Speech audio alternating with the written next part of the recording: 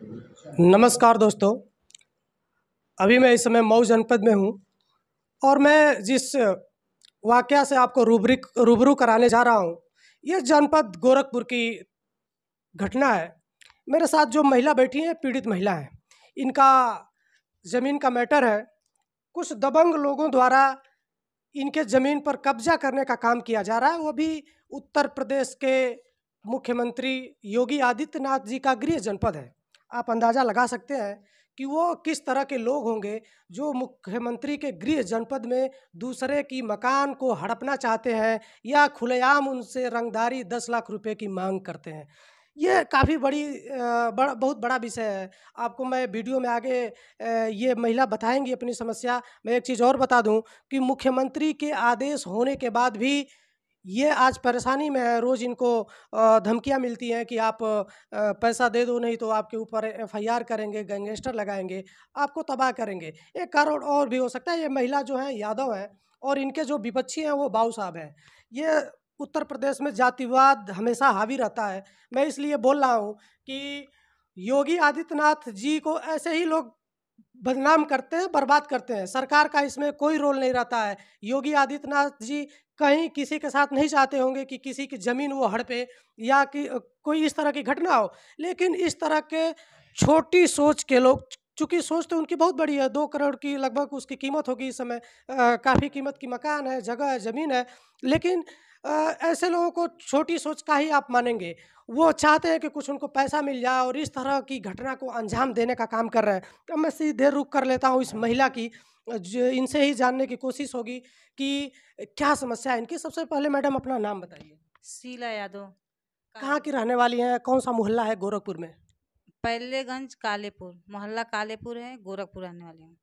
थोड़ा-सा विस्तार में बताइए, क्योंकि जो दर्शक वीडियो को देख रहे हैं उनको समझ में आए। कब आपने रजिस्ट्री लिया था और कितने दिनों बाद आपको ये परेशानियाँ होने लगीं? मैंने रजिस्ट्री ली 2018 में 13 फरवरी को। हुँ। जो जिसने आपको रजिस्ट्री की थी उसका क्या नाम है? शैलेंद्र सिंह। शैलेंद्र सिंह जी से आपने रजिस्ट्री लिया था। 1900 कितने में ली थी? वो 2018 में मुझको बेचे थे। उनको उनका भाई सत्येंद्र सिंह 23/1/98 में उनको रजिस्ट्री बैनामा के थे अपने बड़े भाई को, और उनका बाप उसमें ललिता सिंह गवाह हैं। अच्छा, फिर क्या हुआ? फिर उसके बाद शैलेंद्र सिंह मुझे मकान बेचे और 13 फरवरी को दिए, और उसमें हमको 14 को कब्जा दिए। 20 फरवरी को मैंने गृह भर उसमें जैसे प्रवेश की, उसका जो होता है घर भोज कराई, पूजा पाठ करवाई, उसमें रहने लगी। उसके बाद से सत्येंद्र सिंह ने दलालों को, घुमाफिया को लेके और मुझे धमकी देने लगे कि 10 लाख रुपया दे दो, मेरे मकान मेरा है, मैं अपने भाई को रहने के लिए दिया था। मैंने बोली कि मैं इस मकान को जांच करके ही लिया हूँ। इस पे 35 लाख हाउस लोन ली हूँ। 35 लाख यूको बैंक से हाउस लोन मिला है, बिना जांच पड़ताल का नहीं मिला है। अगर आपका मकान रहता तो मुझे लोन नहीं मिलता। जो यूको बैंक का नाम इन्होंने लिया है, ये बैंक वालों का एक ऐसा सिस्टम होता है कि अगर आपको उन आपके पास सबूत नहीं रहेंगे, आप सत्य नहीं रहेंगे, तो आपको एक भी पैसा बैंक लोन नहीं देता है। उनके पास पक्के सबूत होते हैं, वो जाँच-बीन करते हैं, उसके बाद लोन देते हैं। आगे बताइए। आगे वही क्या कहला, मुझे धमकी देने लगे। फर्जी जाके कहीं थाना में गुमराह करके प्रशासन को हमारे ऊपर 6 केस लिखवाए, 419, 20, 67, 68, 71, एक ही मैटर को, एक ही थाना में एक ही लेडीज के ऊपर 6 केस लिखवाए हैं। उसमें जो कि हमको 3 महीना वो जेल भी भेज चुके हैं।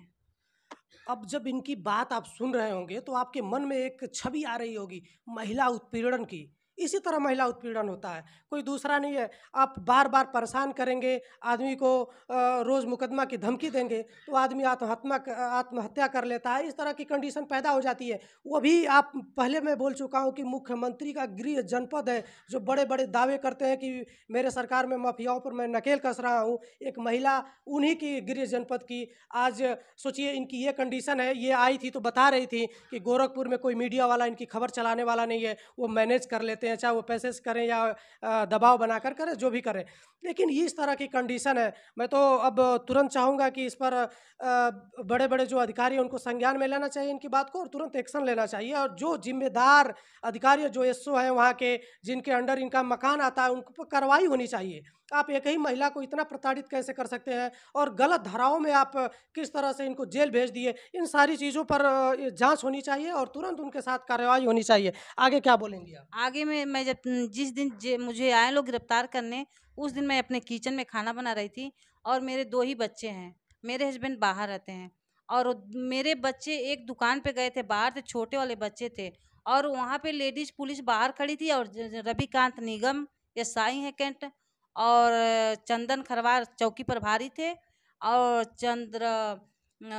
भूषण राय, वो चंद्रभूषण राय थे।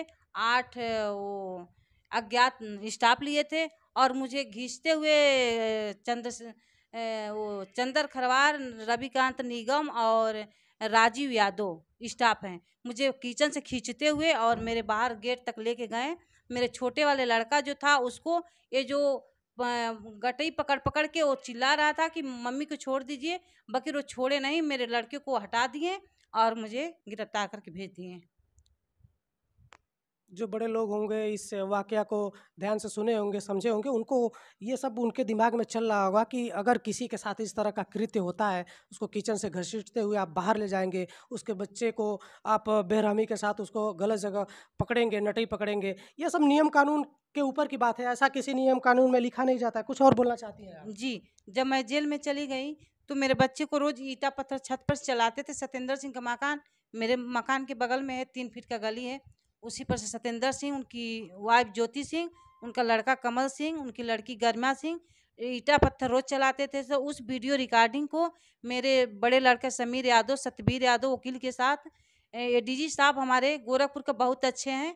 उसने एसओ और सीओ चौकी प्रभारी को तलब किए, आदेश किए कि इस महिला के साथ समीक्षा होना चाहिए, जो अत्याचार हुआ है इस लोग को जेल जाना चाहिए।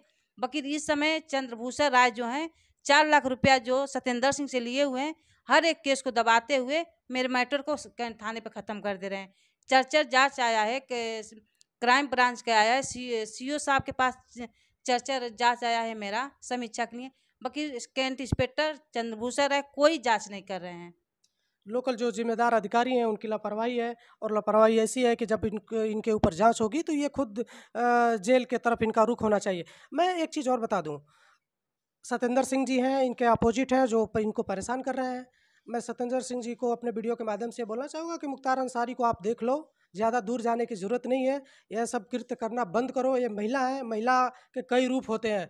चलिए अब मैं लास्ट में आपसे जान लूँ कि आपने इस मैटर को लेकर कहाँ-कहाँ की दौड़ लगाई है? मैं इस मैटर को लेकर 2018 से और 2022 तक मैं आपसे बता रही हूँ कि 2018 में मैंने मुख्यमंत्री जी से गोरखनाथ मंदिर में 5 बार मिली हूँ। उनका आदेश हुआ है मेरे समीक्षा के लिए। फिर भी क्या कहला 2019 में ये दलाल लोग जो प्रशासन को गुमराह करके मेरे मकान को कब्जा कर लिए थे।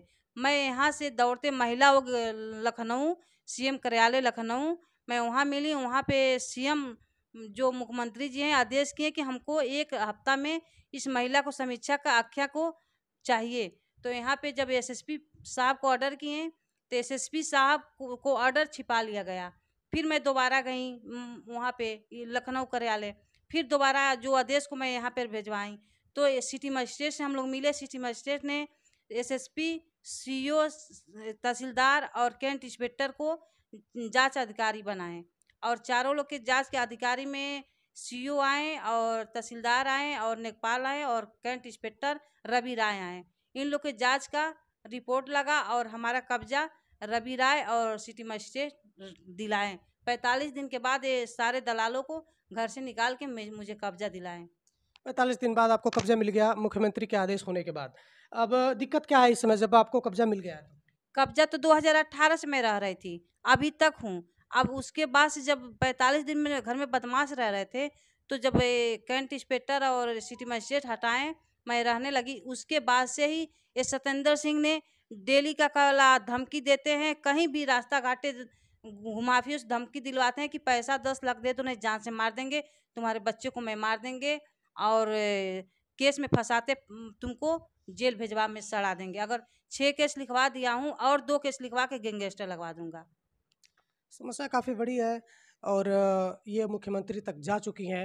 मुख्यमंत्री जी द्वारा आदेश भी दिया गया कि इनकी मकान पर कब्जा दिलाया जाए और ये अपने परिवार के साथ कुशल मंगल से रहें। लेकिन विपक्ष वाले बार बार इनको परेशान कर रहे हैं। मैं एक बार अपने वीडियो के माध्यम से चाहूँगा कि वहाँ के जो जिम्मेदार अधिकारी हैं, इनकी बात को संज्ञान में लें। जो जो डेली धमकियाँ इनको मिल रही हैं, उस पर लगाम लगाने का काम करें और सत्येंद्र सिंह के ऊपर जो भी कार्रवाई उचित बनती है उसको किया जाए। मैं अगले किसी वीडियो में फिर मिलूँगा, तब तक के लिए धन्यवाद।